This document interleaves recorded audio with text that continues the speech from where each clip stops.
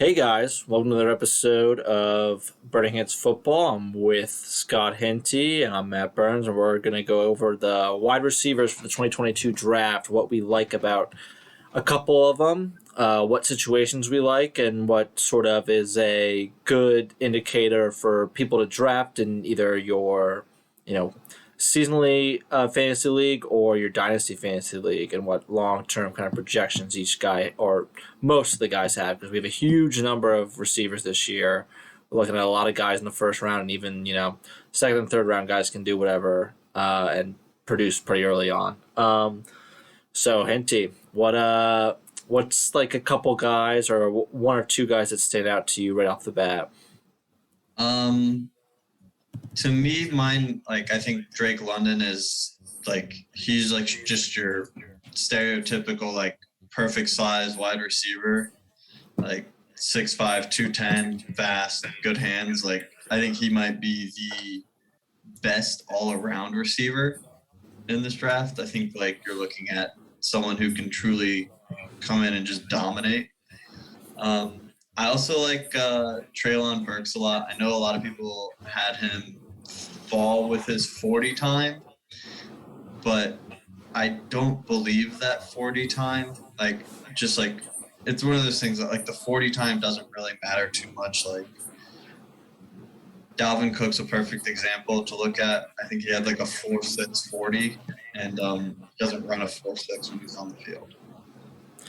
Yeah, I remember seeing it was like a 4.55 at the combine, and people were like, "This guy is like kind of electric." So it was like a huge surprise, and he's sort of been dropping because he was for mid round first, and now he's. I've been seeing him in a lot of drafts that he's just not in the first round, and for me, it's a lot of talk. He's a guy from Arkansas, and Jerry Jones and the Dallas Cowboys might need another receiver, and it's hard for him to pass up on Arkansas boys. So an electric guy like that, a lot of people are like talking about that. But I agree with you. London, a lot of people are talking about like mini Mike Evans sort of deal. There's like a report coming out criticizing his speed, but he's sort of negating that now. And I think a lot of people have seen a lot of Jamison Williams from Alabama, just like the crazy numbers he put up and just big time touchdowns. And when you're on Yeah. Alabama, you're gonna have big time spotlight. And Alabama's had poor. Oh, well, I guess like not poor, but sort of middling quarterbacks come in, and some players are like, oh, they're not as good because they've been in Alabama. But receivers have seemed to be pretty spot on in terms of actually playing well out of Alabama. So that's like one guy who you see in sort of the late round of the first round, which is surprising to me. I don't know. I feel like a lot of these guys are a little bit. I'm surprised they're not getting pushed up a little bit, but I guess it's like a defense and a line draft. It's a offensive defensive line draft, which is a little boring. Well, Williams is fall he fell because of the ACL injury. So it's just teams like Green Bay and Kansas City, like he might be the best player on the board, but they might not take him because they need a receiver week one. Yeah, it is just so weird. I don't know. 1 year ACL. It's like a long term benefit, so you're gonna like pass up a premium talent. Seems like an odd choice, but I mean, even if I we mean, go I down just to you go. I was gonna say I think it's just they look at him and they say he is a premium talent, but then they also look at the draft class and go, all right, there's Wilson, Burks, London, Olave. There's a ton of talent in this class. So I don't think they're going to reach for Christian Watson and take him over them, but he's someone that they're going if we like this guy and this guy, they're going to take the other guy over Williams right now because of the injury. Yeah, it's kind of crazy with how much you can see people have differing opinions or people rise up. Like I've seen Pickens from Georgia. I've seen him in the first round for some people. I've seen Wandale Robinson in the top of the second, Bell at the top of the second, Watson sneaking in now into the first round, like pretty much in like most consensus mock drafts. It's we've seen Dotson as high as like 15 to as low as the third round.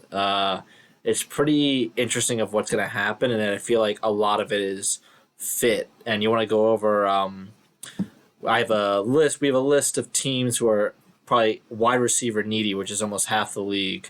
Probably looking in at least the first round or two, and we've got. I just threw out a few. Atlanta the Jets and the Commanders are probably like the top half. You're going from 8, 10, 8, 4, and 10, and then 11. And then you got a ton of people right in the middle of the draft to the late draft that have them. Are there any like players and teams or just teams in general that you would say, okay, whoever gets there or this guy on this team, I'm really, confident, or I like the, perspective on him? Um, well, I would say whoever lands with Kansas City and Green Bay, like those are the two like premium locations. Like you got to take Garrett Wilson off because Wilson, unfortunately, is probably going to go to the Falcons or the Jets early. My ideal players that would land there would be, as much as I hate it, I think Dotson would do great in Green Bay. I think Burks would do great. Like London, Burks, Dotson, Williams, and Olave. I think Olave is probably a better fit for Kansas City than he is for Green Bay. Just because of like the way that he plays compared to Tyreek versus the way that like an Adams replacement would be. I feel like Adams would fit more into Dotson, London, and Burks area. What are your thoughts on who they might look at? Well, it's interesting now that the now Green Bay got the Sammy Watkins, so maybe they get another. They get Watkins and Watson, but I don't think so. I think they're probably gonna look for like a more possession guy and a more reliable guy. Honestly, I could see them going for Olave. Just sort of like a solid body receiver. Obviously they'd probably want London. I know there's another big body guy that's. I think Burks is kind of big. Pickens. And then Watson's the big guy. Okay, Moore is the tiny guy. Yeah, okay. I feel like there's one other Calvin Austin. I could see them. They just need a possession player to sort of take the pick. Kansas City is sort of weird because they love their speed guys, and I guess they sort of have Juju as like a sort of possession player, and they have MDS, so they can kind of go with whatever direction they want, but they love the speed, so I feel like they would go more towards whoever's really, really fast. But I guess it's best player available. It's just weird about who's going to fall where, because it's going to. We'll see. I mean, I think we posted a bunch of mock drafts, and pretty much every single one has like Wilson going to Atlanta, which is kind of wild that it's just that consistent. And Jets with London too, but it's hard to tell who's going to go where. But obviously, you're right on the dot with Kansas City, Green Bay. A couple other teams I'd look at is Baltimore, just going into Lamar Jackson, his final contract year, I believe, and he's starting to like prove it, I guess. But I think whoever they draft, if they do draft a receiver, whether it's the first or the second round, will be interesting. And generally, New England, if they do go for a receiver, which I'm not sure they will anymore after getting Devontae Parker, just stay away. Just generally, they don't do well with developing receivers. Yeah, it's gonna be funky, and I think Arizona and Dallas are two teams that whoever they draft, I would be going after quick. Because they're kind of thin. They got CeeDee Lamb and Devondre Hopkins, but then Gallup's okay. Hopefully he'll be back 100% at the time of the season, but we'll see from there. But outside of that, it's sort of like teams that are kind of funky. I mean, do you trust a receiver going to the Jets, the Commanders, or Atlanta? And like, you mentioned a little bit about production's production. So what's your sort of take on if they draft a guy at, 8, 10, 11? I mean, well, it's different between like dynasty and like redraft. Like dynasty wise, I think like they'd be all like perfectly fine to take. Obviously, after like if Kansas City and Green Bay both take a wide receiver, that's going to be your number one picks dynasty at the wide receiver position. And then after that, it kind of depends. Like I really like Arizona. If Arizona could land like in one of the elite talents in this like class, but it also like I feel like they also go for a lot of small, short receivers, and I feel like that's not what they need. So I feel like I'd probably avoid that. But like, I mean, if you have Atlanta, the Jets, or Washington go out and grab Wilson in like the first 10 picks, like I would put them basically right below probably the Kansas City and Green Bay picks. Because draft capital does matter. Like if they put a top 10 pick in you, they're going to use you. Yeah, especially if there's a lot of chatter about Washington trading McLaurin. So there's a possibility that if they draft a guy at 11, that they're going to go trade McLaurin. I don't really see this regime doing that, just because it feels like this is a make or break year potentially for them, just with everything that's going on with that organization in general. But yeah, it's interesting because you said something about the height with Arizona. They have AJ Green and they have DeAndre Hopkins, who are two.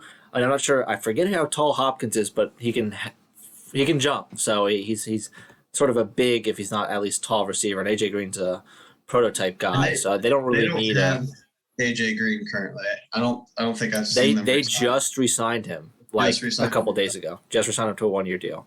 I missed that. Yeah, but then they just brought him after that, back. they have Moore. They have Moore, and then they have another tiny receiver that is fast. Maybe Isabella's still there, and he was kind of big, but he's like long gone. I feel like Isabella's he's like. Still there. I feel like the coaching staff just doesn't like him at this point if he hasn't played this much. So I could definitely see them going for they're that speed college. Let's bring back the college offense type deal. Do you have any confidence in any receiver getting drafted by Houston with the Davis Mills experiment down there? I do actually. I mean, I think I talked about it whenever we went. I've brought it up multiple times. I think Davis Mills looked like one of the best quarterbacks out of last year's class playing through the season. Granted, he is with Houston, and it is a dumpster fire down there. But I mean, Brandon Cooks was a valuable asset last year. Mills had multiple 300-yard games. I could see if they actually get one of like the better talents. When I say the better talents, I really mean Wilson, Burks, London, Williams, and Olave. Like I think that those 5 are in a class above the rest. Like I love Dotson, but he's just like he's not as good as those other guys. Yeah, I think there's definitely that's what I've sort of seen out of this top in terms of drafting. I've seen guys like Dotson, Moore, Pickens, and Watson sneaking in, but it's really been consensusly it's those 5 guys, and I've seen Wilson and London as generally the top 2 guys that look like they're going to go really high. Because I've seen London at 2, which would be crazy. I don't think that's going to happen. Yeah. But we haven't talked about, or at least I haven't talked about. I'm not sure if forgetting if you mentioned it. Philadelphia and New Orleans. Do you have any thoughts about a team going, receivers going there? Because Philly drafted a receiver last year at 6. He did pretty well. And then New Orleans has had a weird Michael Thomas situation going there. Do you like anyone going out of there? They both have 2 picks. So I will talk about Baltimore at the same time here because of the fact that you talked about them and I didn't. Yeah. Baltimore and Philadelphia, I'm kind of out on wide receivers there, and it's because small pie. There's not going to be a lot of passing attempts. They made it both offense. Baltimore tried the pass last year at the beginning, but the question also is were they passing because they didn't have Dobbins and Gus Edwards, so they kind of had to just throw? but and then the Eagles made it very clear that they were going to run, whether it was with Sanders or anyone else. I actually think that it'd be more interesting seeing the Eagles go out and get another running back, which we'll talk next week on. Yeah, But and I've only seen one running back in the first round yeah, to one place, yeah. not the Eagles. And then New Orleans, I actually think a wide receiver going there would be fantastic, especially, again, one of your top 5 guys. I mean, even if it's not one of your top 5 guys, like, I think basically anyone after that down to after, oh God, I just keep going down the list. I'm like, and that's the cutoff, and that's the cutoff. Down to like Pierce, anyone like in that level, which is like another 8 wide receivers, could provide plenty of value there and beat out Traquan Smith as the number 2. Yeah, I see. I literally just saw an article before we went on about some Commanders beat writer writing about them going after Pierce in the early second round. So it's like it's crazy how quickly Pierce could jump into the late first. It's not out of the question. But New Orleans, it's like apparently the first thing or one of the first things that Dennis Allen did was like go fly and go see Michael Thomas and make sure he's going to show up to camp. So I feel like that's still probably up in the air. And then you got Callaway and Traquan Smith. And I remember Winston and Smith getting in an argument, and like it was big on the news that they were yelling at each other on the sidelines. So they need help there. So whether it's in the first round, which I would hope it's in the first round, they got 2 first round picks. They go a receiver, and whoever's there should be getting at least some type of production. It's just crazy. Because honestly, even down pretty much this whole list, I don't want to say the whole list, but most of the list. I mean, I've seen people from the Boise State guy. I've seen him in the second round. Could be potential guys you're going to be picking up in the free agency waiver wire in your like seasonal leagues. So it's really like sort of a wait and see who needs it, and then really watching. This is when preseason games sort of matter a little bit. Maybe not as much as anymore with the 3 ones, but it's still important to like read training camp blogs and watch preseason games and see if these guys are actually getting time and like having some success. But of course, Jamar Chase sort of made all that redundant to a certain extent, but still important to a certain extent that he was on the field. Also, like just like a general note. Chases and Jeffersons don't happen every year. This is just very abnormal, and I don't expect any of these guys to immediately break out like week 3 of the season and go off and set touchdown and receiving records for rookies for a 3rd straight year. Yeah. Most rookie wide receivers don't start producing until about week 8, week 9, and they have seasons that are more on par with what Devonta Smith did last year. Yeah, I think Jefferson broke the receiving record, the receiving yards record, and then Chase broke the touchdown record. So they broke records. So there was record-breaking years. So it's sort of a investment with some of these guys, and maybe sell or buy low, maybe. That idea. But really, it's we'll wait and see sort of how this works out. But it's such a big class. It's just gonna be like sort of seeing where they get drafted, try to find and research whether they're doing well in camp, and then take a stab at them. Do you have anything else you want to bring up for this? I just want to see like if you had to pick like your dream location for where these guys are going to go. Next week, we'll do our prediction on where we actually think every single player in the draft will end up. But if you have like your dream locations, where are you having those top 5 guys? And we'll throw Dotson in as a 6 because we're both Penn State fans. Yeah. Well, Dotson, it's always the Green Bay link, but honestly, Williams is the one I really like, and I want to go to Kansas City because I just think he's a big play guy and big play location. Hopefully they make an investment. They have like a decent core for this year. Olave, I'm not that high on, so I can't really say like a huge thing, but I would say probably New Orleans is like a good spot for him. London, I really want to go to the Jets. Burks, I kind of like the idea of going to Dallas just because of I met the Jerry Jones thing, and it just seems like Wilson's going to the Falcons, so I don't really think I have an ideal thing, and I'm Yeah. not really a fan of Wilson or Olave. Just maybe it's the bias against Ohio State, but yeah. What about you? Um, I I personally I like Wilson uh, going to Atlanta just because I think that he'll be able to get open and actually still provide value on that team. I actually really hope that Burks falls to Arizona. I think Burks would be Ooh. amazing at Arizona. Um, I know it won't happen, but I'd like to see London fall and somehow make it to like a good team, but in reality, he probably won't. So I'm gonna say he goes to. I think that he would probably be to the Jets, and I think that he could make a good play there. Would you want London to go to like Baltimore or something? Is that where you're thinking or hoping for? Or the Saints? No, I'm just like as I went down, the Saints would be ideal if somehow he could fall all the way to the Saints. I just can't imagine him falling that far. Mm-hmm. Um, but I mean, also if somehow he fell to the Chargers, that'd be incredible.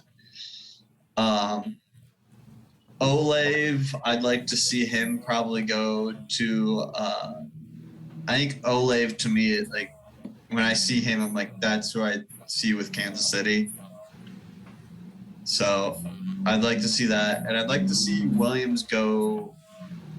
Oh, God. I don't want to see anyone go to the Packers, but like for Go to Williams' fantasy Buffalo. value, that's Buffalo would be fun. But I think for the sake of fantasy value, like I'd want to see Williams go to the Packers, and then I'd like to see Dotson go to the Packers, or he keeps falling and somehow the Bears grab him in the second round, and I'll be very happy. Well, I'm sure the Bears are going to pick up somebody out of this crew for the second round because they are in need. They've Dire got need. Mooney and yeah, they're getting pretty. We got Mooney Social and media is Byron not being Pringle. kind. Yeah, social media is not being kind to the Bears right now, saying they're going to ruin Fields already. So we'll hope that they pick someone and pick someone that works out well. Yeah, because I think Fields would be fun to watch. Yeah. Tired of that NFC North could be really fun if the Bears and the Lions end up improving this year because the Vikings are no joke and the Packers are still. I don't think they're going to be as good as last year, but they're still the Packers. So They don't have Devonte Adams. There's no way they can be. yeah, and they lost Smith. Their defense is a little bit worse. So all right, anything else you want to bring up? Nope. I guess next week we go over running backs and we'll have predictions for the NFL draft locations, and draft is next week. Skill position mock draft is the idea, I think. Yes, We'll skill position mock workshop it. draft. We will just go like we'll cover like probably the top 8 wide receivers, top 3 running backs, and 3 quarterbacks, and we'll just pick where they're gonna land. Yeah, sounds good. All right, we'll see you guys next week. Yeah.